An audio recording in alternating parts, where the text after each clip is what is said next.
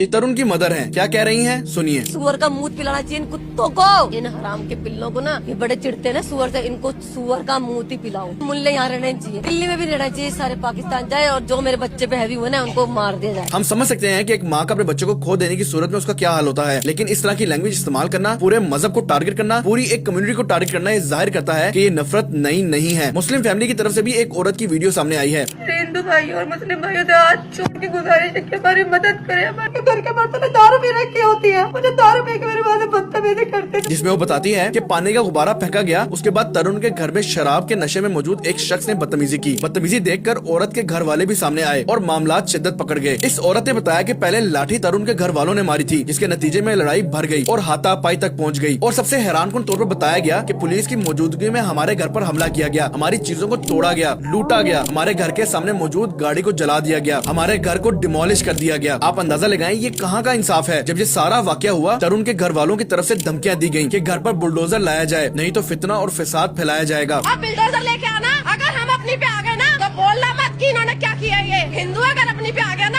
मुझे हैरानगी इस चीज की है कि पूरे मीडिया पर सिर्फ वन साइडेड कहानी दिखाई जा रही है। अगर सारी बातें हम मान भी लें, अगर हम जुर्म कबूल भी कर लें, तो किस कानून के तहत घर को गिराया जाता है, किस कानून के तहत पुलिस की मौजूदगी में घर को लूटा जाता है और आग लगाई जाती है। तरुण की मदर की स्टेटमेंट मुसलमानों के खिलाफ पहले से ही मौजूद नफरत को जाहिर करती है। आप और हम बखूबी वाकिफ हैं कि होली में औरतों के साथ किस किस्म का बर्ताव किया जाता है। खाली मुसलमान औरतों के साथ नहीं, बल्कि खुद हिंदू औरतें भी महफूज नहीं है। इसमें कोई शक नहीं कि जुर्म की सजा जरूर देनी चाहिए, पर क्या सजा पूरी कम्युनिटी को देनी चाहिए। उत्तम नगर की ये वीडियो देखें, जहाँ एक मुसलमान को बिना किसी वजह के 20 लोगों की तरफ से मारा पीटा गया। एक मुसलमान और कई हिंदुत्व एक्सट्रीमिस्ट सोच वाले जय श्री राम चिल्लाते चिल्लाते किसी की मौत का बदला किसी मासूम से ले रहे हैं। 12 साल मुसलमान बच्चों को जब शहीद किया गया, तब ये सब सुनने को हमें क्यों नहीं मिला? क्यों उनकी तरफ से हिंदुओं के बारे में ये सब नहीं बोला गया? उस वक्त बुलडोजर कहाँ था? यह है सोच का फर्क। एक तरफ निजी लड़ाई में जज्बात में आते हुए पूरी मुसलमान कम्युनिटी को ब्लेम किया जाता है और सजा दी जाती है, जबकि दूसरी तरफ मुसलमानों की बेबसी नजर आती है। जो ये हुआ है मेरे बच्चे के साथ, अगर उनके बच्चे के साथ होता तो आप होते, झंडे होते, बुलडोजर होता और मेरा घर, आप भी होते तो डंडा